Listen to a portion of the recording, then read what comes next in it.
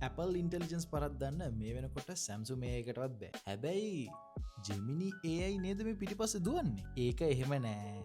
ඉතින් මගේ නම කුමාර් ජයරංග, මම ඔයාලට මේක පැහැදිලි කරලා දෙන්නම්. Siri AI ඇතුලේ Gemini පාවිච්චි කරන්නේ අපි Gemini app එකට ගිහිල්ලා prompt එකක් දෙන විදිහට නෙමෙයි. මේකේ අඩුම තරමේ අපි පාවිච්චි කරන Gemini වල features වත් ඇත්තරම නැහැ. Image generate කරන හැම දෙයක්ම කරන්නේ Apple ලගෙම Apple Foundation model කියලා ඒගොල්ලෝගේ platform එක.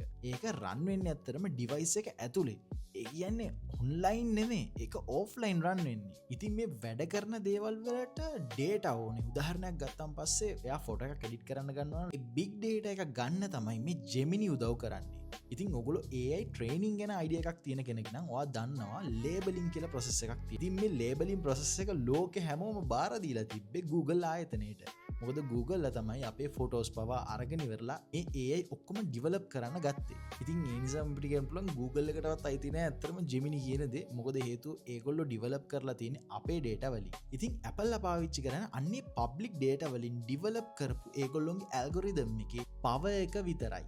ඒ කියන්නේ කිසිම data එකක් එහෙම නැත්නම් Google search එකක් මේක ඇතුලේ වෙන්නේ නැහැ. ඉතින් මේ Apple ලගේ foundation model එකට phone එක ඇතුලේ ගොඩක් දේවල් කරන්න පුළුවන්. හැබැයි කොයිම හරි වෙලාවක external data එකක් එහෙම නැත්නම් එයාට තේරෙන්නේ නැති part එකක් ආවොත් තමයි Gemini core එකට ගිහිලිවලා Gemini model එකක් use කරන්න ගන්නේ. ඉතින් මේ use කරත් ඔයාගේ කිසිම data එකක් Gemini වලට යන්නේ නැහැ. වගේම Gemini වල පාවිච්චි කරන්නේ pre-recorded data. ඉතින් මං හිතනවා ඔයගොල්ලන්ට මේ confusion එක තේරුණා කියලා. මේක තමයි මෙච්චර දවසක් Apple කාටවත් නොකිය කරගෙන ගියපු දේ. ඉතින් තාම මේ 27 update එක කිසිම device එකකට ඇවිල්ලා නැහැ. ඇවිල්ලා තියෙන්නේ beta update එක. මේක දාගන්න එපා please. මොකද මේකේ bugs ගොඩාක් තියෙනවා. සමහර විට වගේ phone එක factory reset කරන්න උනත් වෙන්න පුළුවන් මොන හරි ප්‍රශ්නයක් ආවොත්. ඉතින් ඔයා හිතන්නේ මොකද්ද? මම කියපු දේ වැරදිද?